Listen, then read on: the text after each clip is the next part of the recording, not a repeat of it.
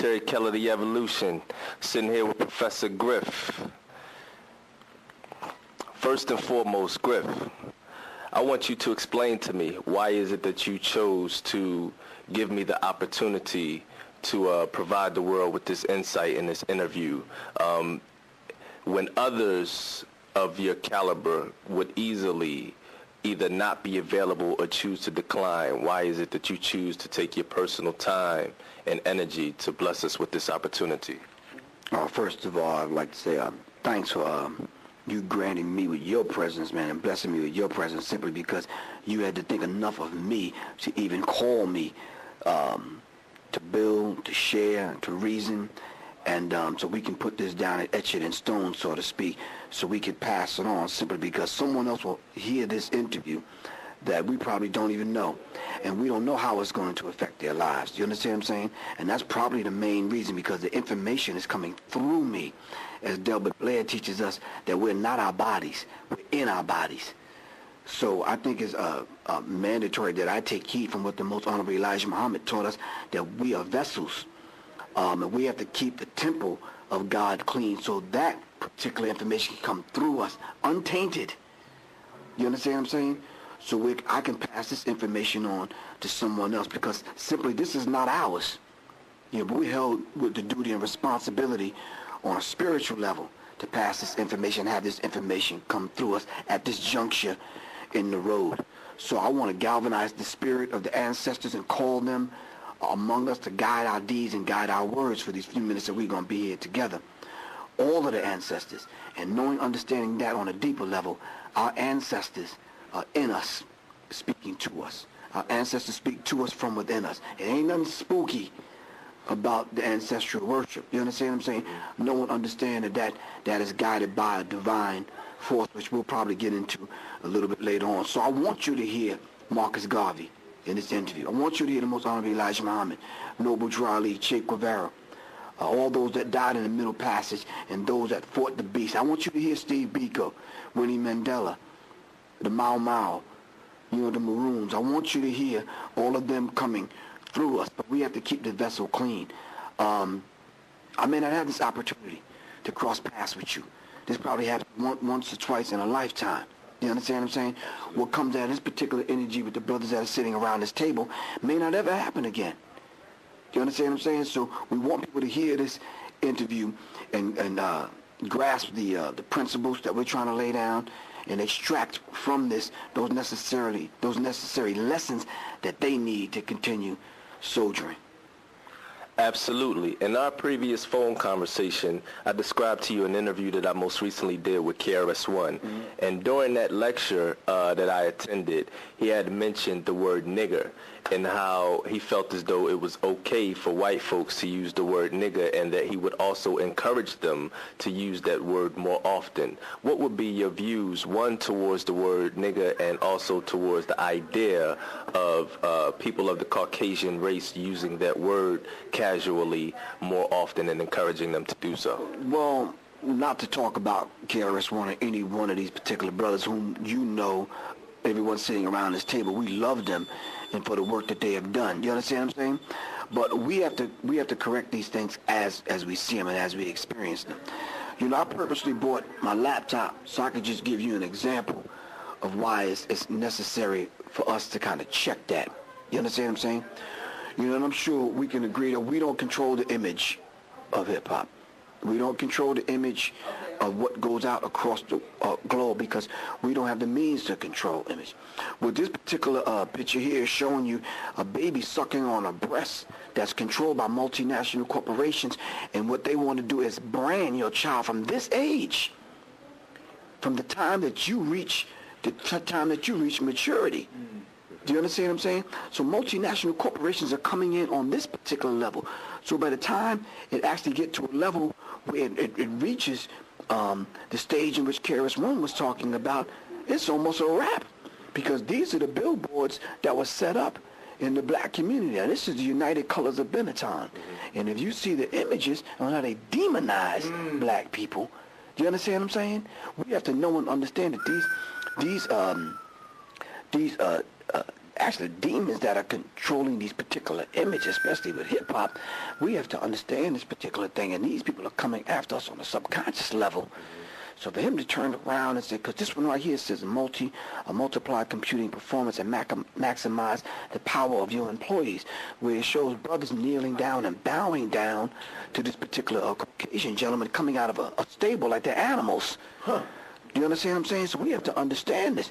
This one is deep because it says food for life, but this brother's standing here with his hand cut off, with a spoon attached to it. He can't even feed himself. Are you following me? Talk Benetton, United Colors of Benetton, talk about food for life. You mean to tell me you go into the continent, you cripple our people, and then you turn around and you attach a spoon so he can feed himself when they control the food and the natural resources of the indigenous people? You understand what I'm saying? So when you talk about PlayStation Portable White is coming, this to let you know that they're already here. So getting down to what KRS-One was talking about, Nike actually branded this particular brand called the nigger brand. So he says, you rappers, you want to allow white people to call us niggers? Good. But we're going to come and we're going to make a brand called the nigger brand, and we're going to put a swoosh on it and make T-shirts and sneakers. And you niggas want to call yourself niggers all day? Get here, wear our brand. Are you following me? So this speaks directly to what KRS-One was talking about. And this is sad that we had to get to this particular level. Are you following me? So for him to say and grant these people permission, when I had that phone conversation with you the other day and you told me that, I said, that's just a license for us to get ahead and kick their ass. You understand what I'm saying? Because that's not going to happen. Right. That's not going to happen, man. That may happen with a few, but I think instinctively them people know the historical significance of us having to defend ourselves. Number one, from being called boy, and then we had to grow to the level to understand that, no, we don't want to be called no nigga, man. We the gods. We the gods. You understand what I'm saying? And they know that. Instinctively, they know that. Indeed. All right. Okay. All right. J. Edgar Hoover, the counterintelligence program. In the counterintelligence program, it talks about discrediting the black man. Right. And so anybody that rises up to a certain degree of information where they're able to feed knowledge to the people, the objective would be to discredit him first. Right. And by doing so, taking the opportunity for people to place their faith in that person out of the equation. What are your views towards the counterintelligence program and the idea of discrediting the black man? Well, I think, first of all, we need to look at it from a historical perspective. Did J.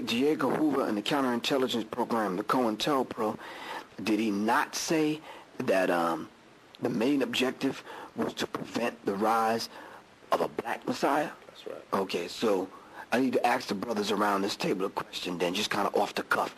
If he said that, and it's etched in stone and written, it was written that he had said that, then what did J. Edgar Hoover know about a black messiah coming from us as a people that we didn't know?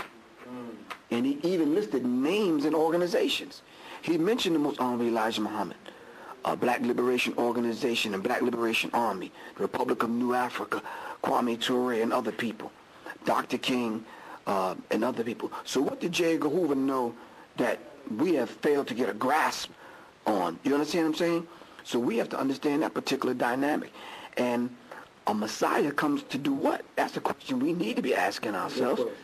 So if the Messiah is supposed to come and deliver our people, all right, then what did J. Edgar Hoover know in his secret files that we didn't know?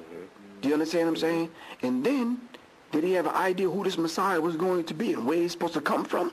Not outside the country, but come from inside of the people. Do you understand? Because he didn't look in other places. He looked in the hood. Do you understand what I'm saying? So J. Edgar Hoover, the FBI, with the COINTELPRO, knew something that we didn't know. This is why he went in and he began his campaign, discrediting the leaders, breaking up the organizations, putting plants and imps inside of the ranks, not only of Nation of Islam, but Black Liberation Organization, Black Panther Party, and this kind of thing. If they didn't kill you off, and they didn't break up your party and jail the leaders, they paid them off. So now wait a minute. We see that same thing going on today.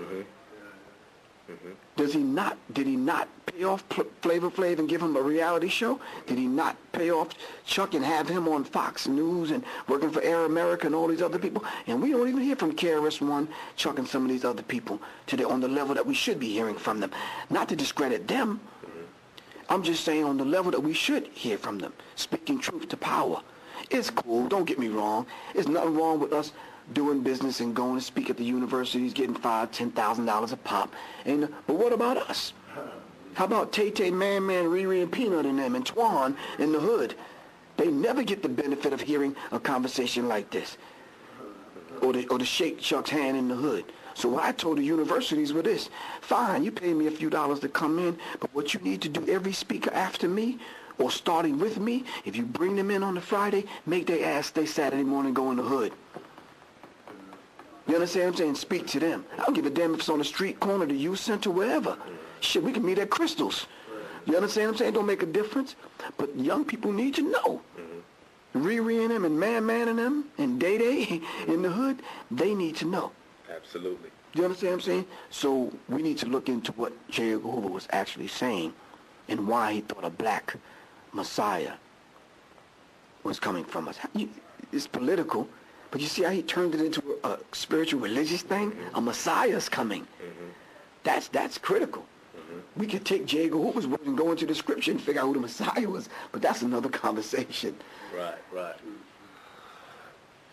Going back a little bit, I want to get into the history of Public Enemy and also more specifically your relationship with Flavor Flav during the course of your experiences with Public Enemy. In one of your previous lectures that I attended in Philadelphia, you talked about how there would often be feuding and sometimes even fistfights between you and Flav and arguments and different things. Let's get into the nature of that, the experiences, how you came in and how you went out of the group and how that may have affected you personally and some of the specifics behind it. I'm going to pull up a few things that's going to answer and speak to that directly, but let me just say this to sum up and give sort of like a backdrop of the basis. I'm not going to speak long.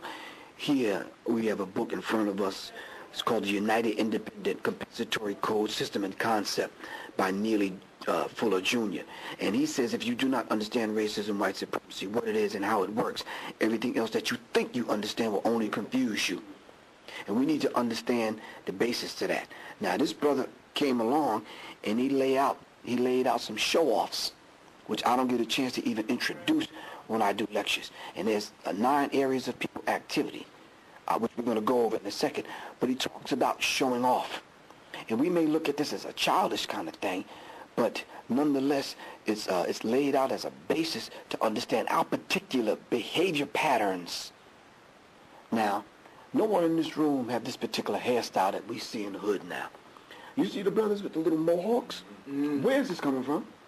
America's Top Model. Thank you. Some white faggots done put this among our people. Because we know and understand that when we look at following someone, you're walking behind them, the eye is made to focus in on points. Back in the day, we used to wear the hairstyle where it came to a V. And the V represents the crotch, the womb. And we're drawn to that. You understand what I'm saying? But what's with the mohawk now? They're not praising to give credit to the warriors among the Native American community because they destroyed them. Do you understand? So what's with this now? And how does that tie into the effeminization of the African male?